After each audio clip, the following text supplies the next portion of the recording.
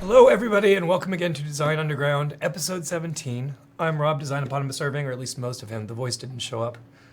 I'm Phil Blue Dog Tittle. All of my voices here. He's going to have to fill in for me. I'm just going to be like Silent Bob through the whole thing. So the reason my voice is gone is that this last weekend we went to the Rooster Teeth Expo, RTX 2015. For the It was hipsters. awesome. It was amazing. Yes. We worked our butts off, and it was very, very tiring. But the end result was that we got to see a whole bunch of people playing our game. Yes, we did. And enjoying our game. But what we ended up from that is a whole lot of feedback on just watching people play your game is much more informative than testing your game yourself, because you know how it's supposed to play. So you just tend to naturally follow those patterns, whereas people who are new to the game may exhibit behaviors you didn't expect or teach you things that you didn't see before. And you also tend to notice things watching someone else play that you wouldn't have noticed while you were Because playing. you don't have time when you're playing. That's right. So yes, we went and we got a bunch of feedback. We put together our own impressions of the show and what we thought people were seeing. And then we had a meeting yesterday with the undergrounders along for the ride, a design meeting where we went over that feedback somewhat. But we figured we'd talk to you guys a little bit on today's Design Underground about what we learned from Rooster Teeth about our game. Absolutely. So, first impressions. Just off the top of your head, what's the first thing you thought when you watched people play the game? The controls. Some people picked up the controls pretty easily. Those were generally people using a gamepad. Gamepad's awesome. If you're using a joystick and a keyboard, the joystick is a little too sensitive, I think. We do have customization coming, so that's not going to be a problem in the future. But for RTX, it was a tad too sensitive. It was a little twitchy. And if you were wearing the Rift and you start spinning, Some people did not survive a 10-minute session No, on the they did Rift. not. Now, we did find that the Rift was very popular Oh, and yeah. very successful. I mean, for the most part, people not only played all the way through, but really enjoyed it and thought it was a cool experience. It's not for everybody, but it is difficult. I mean, that's why you have the little braille buttons on your keyboard for most keyboards, but it's hard to keep your home position while you're wearing the Rift. Yep. So keyboard and joystick or keyboard and mouse was a little more difficult for the Rift players anyway. A challenge. Plus the super twitchy joystick made for some... Right.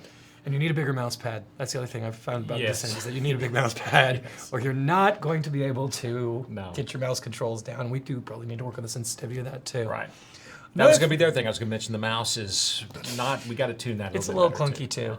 The other thing I noticed is that people don't tend to look up. It's really weird. If they had a choice and the tunnel went up or down, almost everyone I watched play went down. That's every time. Yes, that is true. And for the most part, if there was a right or a left, a right or an up, or a left or an up, they always chose anything but up. The people who were best at the game out of the gate were the ones who understood up and down quickly and used up and down to their advantage. Why was that important, though, in this map? It's a very vertical map. Yeah. There's a couple of elevator shafty places where you kind of need to know that. And one of the things we learned about that was that nobody ever saw those upward tunnels. So what we did when we came back is we immediately moved some power-ups where they're right at the entrances to those tunnels. So as you're flying down the hall, you see up.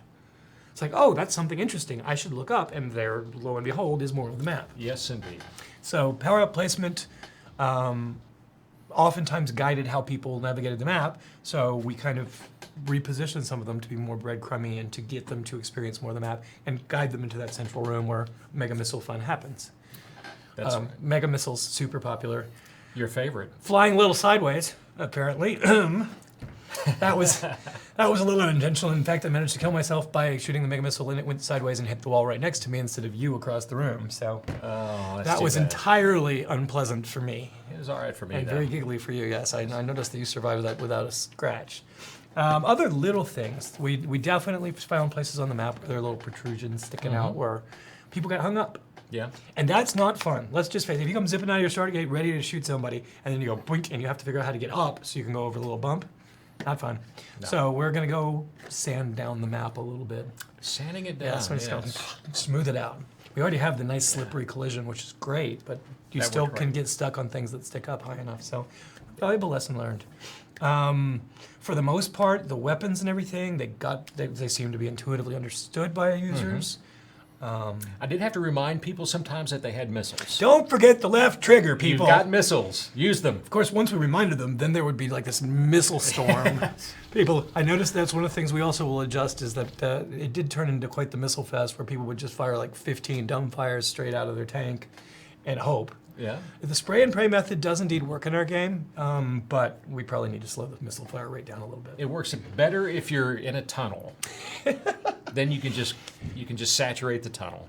The other thing is that you can't underestimate how smart your users are as gamers, even if they've never played Descent before. A lot of times, I would work them in slowly, teach them how to use the basics of the controls and then, missiles and guns. But it didn't really get into necessarily the laser grid, or some of them found the mining laser too. One guy was flying around shooting his guns and his mining laser at everyone he saw. Smart. Hoping that it would do more damage, which if you were close enough, it does. Right.